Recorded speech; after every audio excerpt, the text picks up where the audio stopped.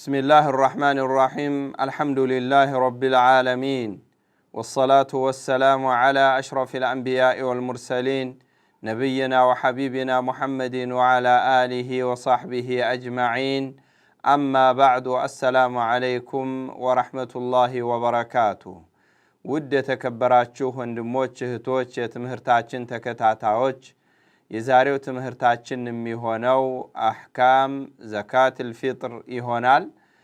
ዘካት الفطر ስለሱ አህካም እናያለን نتحدث في هذا الدرس عن احكام زكاة الفطر ስለ زكاة الفطر እናያለን وزكاة الفطر طهرة للصائم ለጾመኛ طهرة ናት وطعمة للمساكين ለመሳኪኖች ደግሞ ምግብ ትሆናለች وشكرا لله تعالى الله سبحانه وتعالى دغمو لا الله مسغانا مادرشا نات على اتمام شهر الصيام يصوم نوركو بسنه سرعات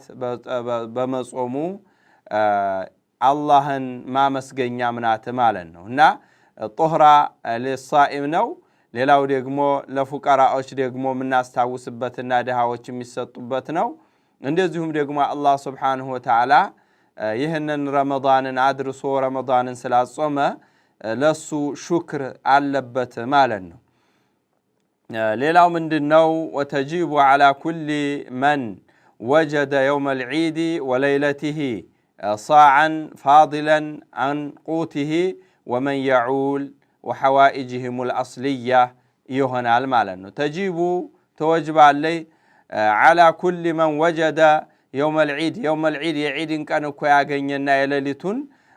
ከሱ ከሚጠቀመው ትርፍ አንድ ቁና ያገኘ ማለት ነው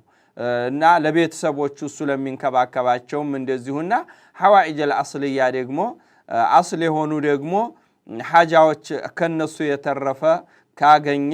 يوجبال مالتنا فعن عبد الله بن عمر رضي الله تعالى عنهما عبد الله بن عمر ملكام سراچون الله يريد اللهچونا يلالو فرض رسول الله صلى الله عليه وسلم زكاة الفطر صاعا من تمر أو صاعا من شعير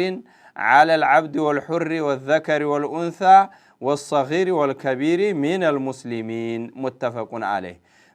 من ይላሉ ነብዩ አለይሂ ሰላቱ ወሰለም ግዴታ አድርገዋል ማንን ዘካተል ፊጥርን ግዴታ አድርገዋል አንድ ቁና ከተምር ወይም ደግሞ አንድ ቁና ከሸዒር ከገብስ ማለት ነው እንዲሁም ደግሞ على العبد በባሪያዎችም እንዲሁም በወልሁር ነፃ በሆኑ ሰዎችም ዘከር እንደዚሁም ወንድ በሆኑና أنثى بسيطوچም ማለት ነው والصغير እንደዚሁም በህፃናትና والكبير በትልቆችም من المسلمين ባይሆን ሙስሊም የሆኑ ከሆኑ በእነሱ ይወጅባል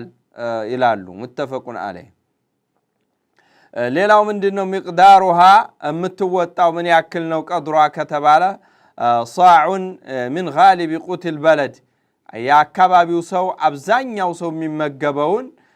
ሩዝም ሊሆን ይችላል ማሽላም ሊሆን ይችላል ስንዴም ሊሆን ይችላል ጤፍም ሊሆን ይችላል የተለያዩ ያካባቢው ሰዎች የሚመገቧቸውን ማለት ነው ቡር ሸዒር ተምር የተለያዩ ሊሆኑ ይችላሉ አቂጥ ለበን ሙጀፈፍ ድሮ ይጠቀሟቸው የነበሩ ወተቱን አድርቀው እነሱም ሊሆን ይችላሉ ማለት ነው የተለያዩ ነገሮች ሊሆኑ ይችላሉ ግን እነሱ በሚጠቀሙት ነገር አንድ ቁና መስጠት ይወጅባል ማለት ነው ሌላው صاع ብሎ ማለት ሚኪያል ነው يقيس الحجم መስፈሪያ ነው ወዝንን ይሄ ሚዛን ማያሳይሆን መስፈሪያ ነው ማለት ነው فيختلف باختلاف نوع الطعام المكيل ማለት የምግቡ ሁኔታ ይለየዋል ማለት ነው የኪሎ ሁኔታ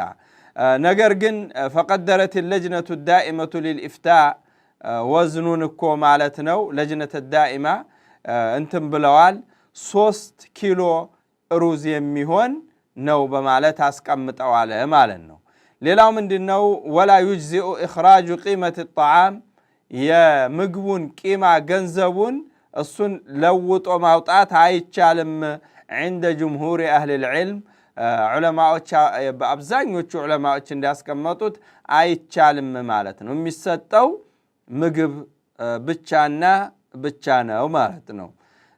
ሌላው ምንድነው? ወቅቱ ኢኽራጅ ዘካት الفطر የፊጥር ዘካ የሚወጣባቸው ወቅታቸው መቼ ነው ከተባለ من غروب شمس ليلة العيد የሌሊት የዒዱ ሌሊት ፀሐው ከገባ ጀምሮ ማለት ነው። إلى دخول الإمام للصلاة دخول الإمام إمام اسكمل صلاة العيد اسكوتا درس اسكزا درس ነው የሚሰጠው። ሌላው ምንድነው? ويجوز إخراجها قبل يوم أو يومين ከሁለት ቀን ከዒዱ ከሁለት ቀን በፊት ወይም ደግሞ ከአንድ ቀን በፊት መስጠት ይቻላል ማለት ነው። بعد غروب يوم 28 የ28ኛው ቀን ፀሐው ከገባ በኋላ መስጠት ይቻላል ማለት ነው።